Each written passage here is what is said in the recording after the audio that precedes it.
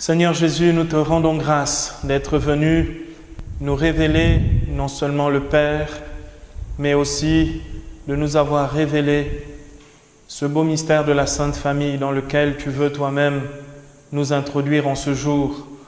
Nous voulons te rendre grâce, Seigneur, d'avoir été un fils rempli de sagesse, de docilité et d'amour pour Joseph et Marie. Et merci de nous les donner aujourd'hui pour que nous puissions les accueillir aussi dans le mystère de la communion des saints comme un père et comme une mère. Amen. Mes sœurs, nous célébrons donc la fête de la Sainte Famille et je me réjouis de cette grâce que le Seigneur nous fait. C'est toujours très touchant de réaliser qu'il n'y a pas de mots ou de modèles analogues dans les familles de la terre pour décrire ce que c'est que la Sainte Famille. Donc, je ne vais pas décrire la Sainte Famille. Les grands mystiques qui ont essayé de le faire, à chaque fois qu'ils ont essayé de parler de la Sainte Famille, ils ont parlé de Dieu.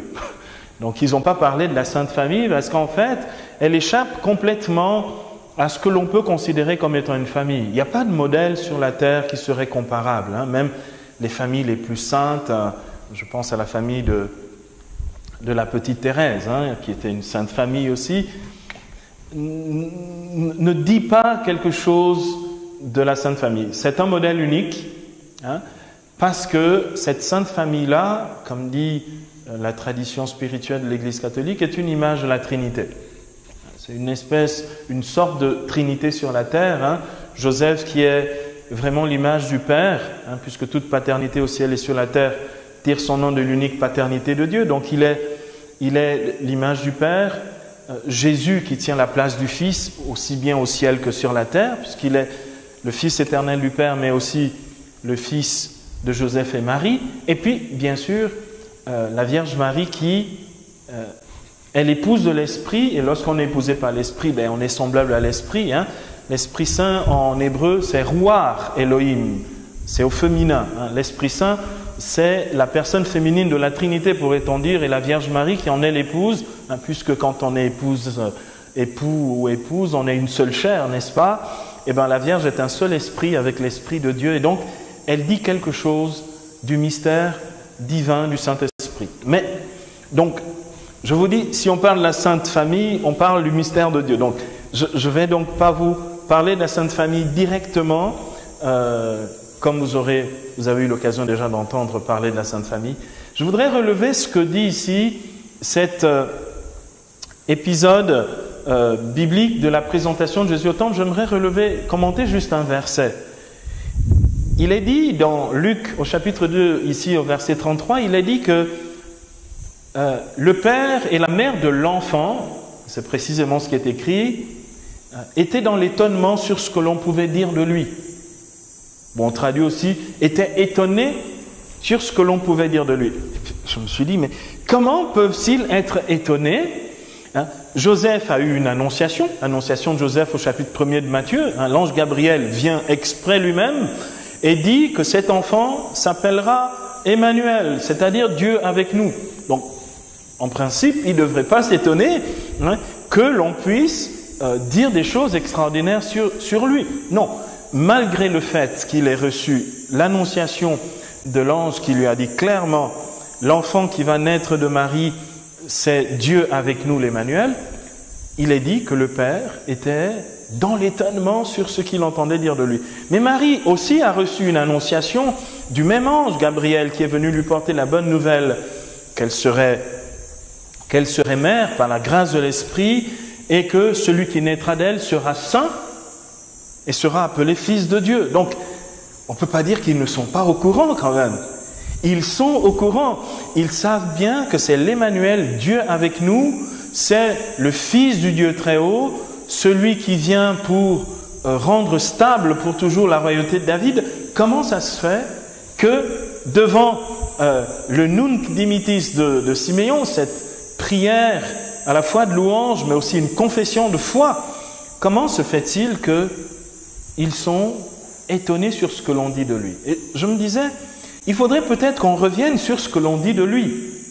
Qu'est-ce que l'on dit de lui? Il y a deux témoins de Jésus qui parlent de l'enfant. C'est Siméon, bien sûr, qui est poussé par l'Esprit au temple le jour de la présentation, mais c'est aussi Anne, cette prophétesse, cette femme prophète, hein, fille de Phanuel, cette femme, une ancienne, hein, qui attend la consolation d'Israël et qui attend de voir le Messie comme Siméon.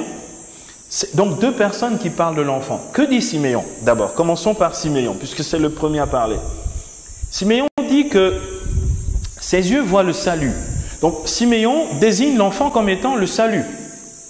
Nous l'avons entendu hier, hein, son nom c'est Yeshua, Dieu qui sauve de son peuple de ses péchés. Donc il est le salut. Hein. Ensuite Siméon dit que il est la gloire d'Israël. Il est la gloire d'Israël. Donc il vient pour manifester ce que Dieu a donné comme héritage à Israël. Jésus lui-même dira que le salut vient des Juifs. Donc il est la gloire d'Israël. Mais il est aussi Lumen Gentium. Il est aussi lumière des nations, ou lumière des païens. Donc ce Jésus, il vient comme étant la lumière pour toutes les nations païennes. Il est, nous l'avons entendu aussi ces derniers jours, hein, il est la lumière du monde. Celui qui donne la lumière de la vie. Donc, il est proclamé par Siméon comme étant la lumière du monde. Hein, lumière des nations. Gloire d'Israël. Anne, Siméon ajoute, après avoir donc magnifié, chanté le Seigneur ainsi, il va dire une autre chose assez étonnante à la Vierge Marie. Bon, il dit à Marie qu'elle souffrira à cause de cet enfant, hein, qui vient pour deux choses. Il vient pour la chute et le relèvement de beaucoup en Israël. Il vient comme une pierre d'achoppement, comme un scandale. Donc, Siméon dit, Jésus vient pour le relèvement de beaucoup en Israël. Mais alors qu'il vient pour relever Israël, il va être une occasion de chute pour beaucoup.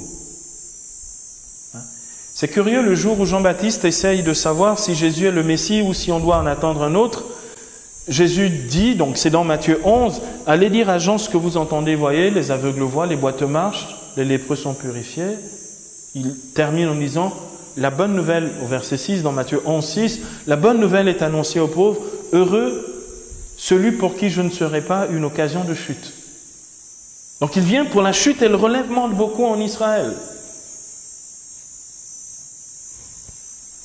Ça, c'est ce que dit Siméon. Mais Anne, que dit-elle? Anne dit, vous attendez depuis longtemps celui qui doit délivrer Jérusalem, eh bien il est arrivé. Donc, Anne prophétise simplement ce qui sera écrit sur la croix de Jésus, hein, ce qui sera inscrit par Pilate, qui n'est pas juif. Hein. Il écrira Jésus de Nazareth, roi des Juifs. Autrement dit, celui qui vient délivrer Jérusalem. Et donc, Siméon, Anne, prophétisent le ministère messianique de Jésus. Donc, ils disent encore un peu plus que ce que Marie et Joseph ont entendu de la part de l'ange, qui nous est rapporté en tout cas dans les évangiles. Il est dit qu'ils sont dans l'étonnement. Mes sœurs, vous voyez, j'aimerais m'arrêter sur ce mot-là. Pourquoi ils sont dans l'étonnement? Je me rappelle que un jour, quand j'étais enfant, mais de temps en temps, il y a des choses qui sont... j'étais enfant et je suis allé à l'école très tôt, en fait, parce qu'il n'y avait pas de jardin d'enfants, donc on m'a mis au CP1, hein, au CP, donc la première classe. Donc j'étais avec des grands. Puis un jour, je me souviens de la maîtresse était venue trouver ma mère pour dire « C'est incroyable, il est le plus petit de la classe, mais c'est incroyable la mémoire qu'il a, il retient absolument tout. Là où les grands oublient, lui n'oublie pas. » hein. Il récite toutes les poésies comme s'il connaissait ça depuis toujours, il n'oublie rien. Hein. Et ma mère était dans l'émerveillement. Pourquoi? De temps en temps, en fait, mieux que nous-mêmes, mieux que nous qui vivons ensemble, qui nous connaissons, on réalise mieux les personnes avec qui on vit. Et les parents souvent réalisent mieux qui sont leurs enfants lorsque d'autres en parlent. Et c'est quand même assez curieux que des fois, hein, on vit ensemble, n'est-ce pas, en communauté, et bon, puisque on est davantage attaché au petit côté des autres, c'est-à-dire à ces petites choses qui sont pour nous des occasions de chute, hein, que des occasions de relèvement, donc d'édification, qu'on n'apprécie même plus la valeur réelle des autres et qu'on n'accueille plus les autres dans ce qu'ils sont vraiment aux yeux de Dieu. Et souvent, il faut attendre que quelqu'un vienne de l'extérieur et de temps en temps, une petite conversation avec un ami ou un ami de la communauté ou quelqu'un qui est proche de l'une ou l'autre d'entre nous, hein, entre vous, pour réaliser que finalement, en fait, la sœur qui vit à côté de moi ou qui mange à côté de moi n'est pas si mauvaise que je crois, en fait. Et c'est quand même assez extraordinaire que cet étonnement qui nous manque souvent dans la vie fraternelle, dans la vie communautaire, nous vient d'ailleurs. Dans le mystère de la nativité que nous continuons de célébrer, mes sœurs, ce n'est pas fini. Noël n'est pas fini. Et je dis même à chaque fois, Noël doit durer toute l'année. Parce que chaque année est une année de nouvelle naissance spirituelle pour nous. Hein, parce que le Noël de Jésus, c'est aussi notre propre Noël. Nous sommes membres de son corps. Et donc, je me dis, Noël n'est pas fini. Pourquoi? Parce que ce que l'on dit sur Jésus et l'émerveillement des parents de Jésus sur l'enfant Jésus est un émerveillement, un étonnement qui est un émerveillement que Dieu veut nous communiquer à chacun d'entre nous pour que nous puissions reconnaître le visage de Jésus, les promesses de Dieu dans la vie de Jésus qui sont passées dans nos propres vies, ce que Dieu veut faire avec chacun d'entre nous. Je pense que nous avons un regard tellement superficiel que le temps de Noël est un temps où la grâce de Dieu est tellement forte, et elle vient avec force pour nous apprendre justement ça, à nous étonner. Non seulement à nous étonner sur Jésus, mais aussi à nous étonner les uns sur les autres. La première fois qu'un homme a été étonné comme ça, c'était quelqu'un qui gardait les troupeaux de son beau-père, Jéthro. Et puis il était en train de garder les troupeaux de son beau-père, c'est Moïse. Hein. Et puis là, il voit quelque chose. Il voit un buisson qui brûle. C'est dans Exode 3. Il voit un buisson qui brûle, il vient pour faire quoi? Pour contempler le spectacle, dit l'Écriture. C'est-à-dire, alors qu'il croyait qu'il connaissait tout ce qu'il y a autour de lui, là, il découvre quelque chose de merveilleux. C'est-à-dire, il découvre une merveille. C'est ça, quelque chose de merveilleux. C'est que quelque chose qui est une merveille. Il découvre une merveille alors que, c'est quoi un buisson? Il n'y a même plus d'herbe, il n'y a même plus de... C'est un buisson sec, vous savez, il n'y a même plus dessus, il n'y a pas d'herbe, il n'y a pas de... Comment dire ça? Il n'y a pas de feuillage, il n'y a rien. C'est même pas quelque chose de splendide et d'éclatant. Je veux dire, c'est quelque chose de complètement sec. Il regarde ça. La Bible nous dit, il est émerveillé. Pourquoi? Parce que l'ange de Dieu parle du dedans du buisson. L'ange de Dieu parle à l'intérieur du buisson.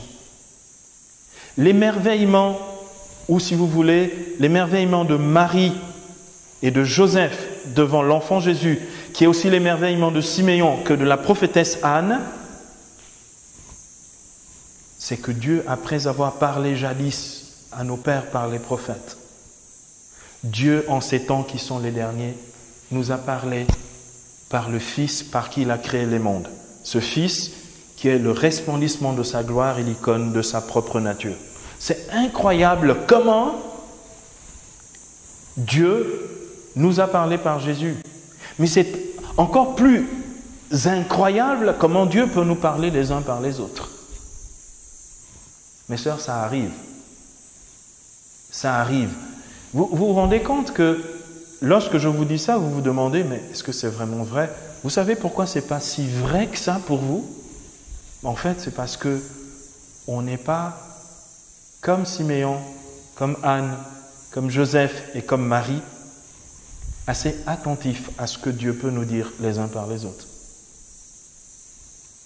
Dieu peut nous étonner. De temps en temps, vous êtes à table comme ça, hein, entre frères et sœurs ou sœurs en communauté, puisque vous êtes un monastère de sœurs cloîtrées, n'est-ce pas, hein?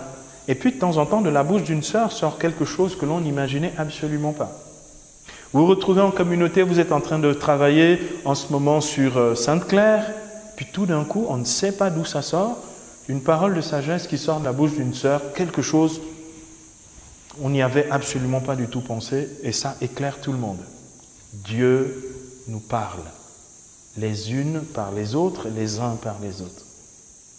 Mais comme on n'est pas attentif, on se dit, non, vous savez, Dieu, il peut parler à la rigueur par Monseigneur, il peut à la rigueur parler par le Père Silouane, hein, ou par quelqu'un parmi nous qui a un peu plus d'expérience, mais parler par cette sœur qui, de temps en temps, me dit pas toujours de très bonnes choses, c'est pas toujours la bonne nouvelle qui sort de sa bouche, n'est-ce pas? Comment est-ce que Dieu peut me parler par une sœur dont la bouche ne fait pas toujours, ne proclame pas toujours la bonne nouvelle? Vous savez, Dieu peut nous parler par n'importe qui.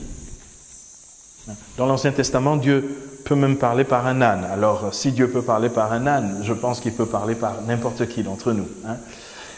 Mes sœurs, j'aimerais conclure avec la chose suivante. Dans le latin, le mot étonnant, en fait, c'est le mot « s'émerveiller ». Autrement dit, on s'émerveille lorsque l'on a un cœur qui est pur. On s'émerveille parce que l'on accepte que quelque chose vienne nous instruire. Le deuxième émerveillement des fils d'Israël, ça a été au moment où ils ont découvert la manne. Vous vous souvenez? Le mot manne. Vous voyez ce que c'est que la manne? Israël avait faim dans le désert, hein, et puis ils n'avaient plus les provisions qu'ils avaient ramenées d'Égypte. Et en fait, qu'est-ce qui s'est passé pour Israël? Ils ont vu au petit matin de l'espèce de croûte par terre et ils se sont posé une question. Ils ont posé une question en hébreu. Manrou, qu'est-ce que c'est? Qu'est-ce que c'est?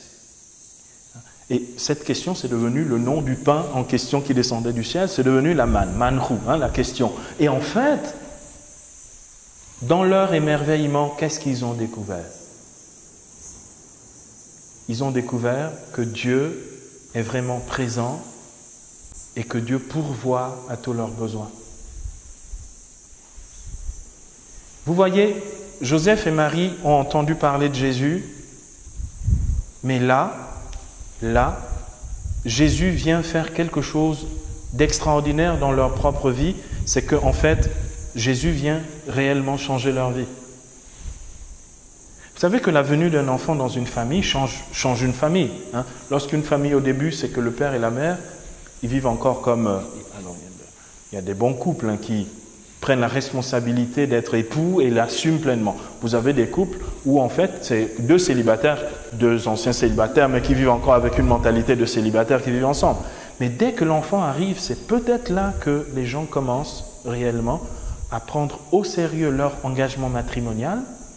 Et la venue de l'enfant change un homme qui jusque-là n'était qu'époux et en fait un père. La venue d'un enfant change la vie d'une femme qui jusque-là n'était qu'une épouse et en fait une mère. Les enfants nous changent. Accueillir des enfants, autrement dit, accueillir la nouveauté dans nos vies, quelle qu'elle soit, de la part du Seigneur, a le pouvoir, la puissance spirituelle pour nous changer. Pourquoi nous ne changeons pas? Parce qu'il n'y a pas beaucoup de manne au milieu de nous. Parce qu'il n'y a pas beaucoup de changements et de nouveautés au milieu de nous. parce que nous ne donnons pas assez la possibilité à Dieu de venir faire tomber la manne. C'est-à-dire nous donner de rentrer dans cet émerveillement qui est capable de nous changer. Mes sœurs, je vous assure, ça ne dépend que de votre cœur et de mon cœur. Si vous et moi, nous décidons de vivre la vie chrétienne comme une réalité qui est une réalité que nous connaissons et dont nous pouvons, je vous ai dit, on ne peut pas se satisfaire de ce que l'on a. En tout cas, ce n'est pas la logique du royaume de Dieu. Vous savez que le royaume de Dieu est comparable à un négociant. Matthieu 13, versets 45 à 46, nous dit est comparable à un négociant en quête de perles fines. Il ne suffit pas de trouver des perles. Il faut encore trouver des perles rares, des perles fines. Et ce négociant en quête de perles fines, quand il a trouvé la perle fine, il vend tout ce qu'il a. Ça veut dire, c'est le cœur du croyant, le cœur du chercheur de Dieu. Ce n'est pas celui qui se contente et qui dit « Moi, ça y est, c'est bon, je connais, on m'a dit, j'ai appris, c'est fini. » Mes sœurs, tant qu'on n'a pas quitté ce monde, Dieu n'a pas fini de nous étonner, comme la Vierge Marie et Joseph se laissent étonner encore par l'enfant dont ils ont entendu parler, et qui est leur enfant, et pourtant, il est leur enfant. Mais plus Jésus grandira, plus eux aussi, ils grandiront dans leur vocation de père et de mère. Ils grandiront aussi spirituellement. Plus Jésus se manifestera à Israël, plus Jésus se manifestera aussi dans leur propre vie. Et mes sœurs, je vais vous dire, et c'est ma conclusion, j'aimerais vous dire la chose suivante. Si nous savons poser ce regard à la fois d'émerveillement, d'étonnement sur les personnes qui vivent à côté de nous, nous pouvons changer. Nous pouvons changer. Mieux encore, nous pouvons même nous améliorer et nous pouvons véritablement grandir spirituellement. Nous pouvons grandir dans la charité. Voyez, en méditant cette écriture, je me disais, c'est quand même assez curieux. Chacun d'entre nous, nous restons souvent figés dans la vie sur quelque chose ou un mauvais événement qui s'est passé dans nos relations les uns avec les autres. Nous restons figés sur ça. Or, c'est quand même assez curieux. Même si une sœur parmi nous a progressé ou a évolué spirituellement ou a changé, en fait, nous ne nous laissons pas émerveiller ou nous ne nous laissons pas toucher par le changement lorsque nous pensons à la personne ou nous parlons même de la personne. Dans notre cœur reste en fait cette image faussée de la personne, c'est-à-dire ce que nous avons vu de la personne dans son mauvais jour, c'est-à-dire pas le meilleur de lui-même, c'est ça qui reste. Mes sœurs, l'étonnement de Joseph et de Marie sur l'enfant Jésus nous révèle une chose. Nous pouvons, nous aussi, changer sur le regard des personnes que nous croyons déjà connaître. Nous pouvons changer.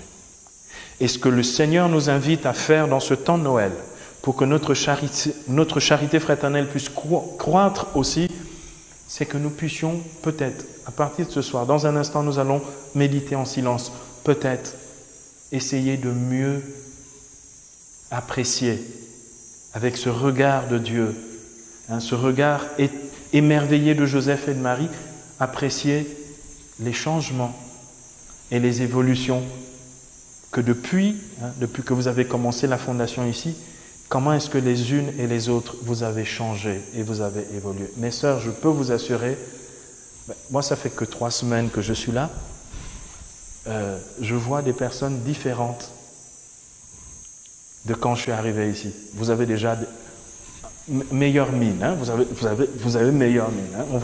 On voit des mines beaucoup plus rayonnantes. On voit des sœurs remplies de joie, enthousiastes pour le Seigneur. Et ça, mes sœurs, je peux vous assurer, ça s'appelle du changement. Ça s'appelle de la manne. Manrou.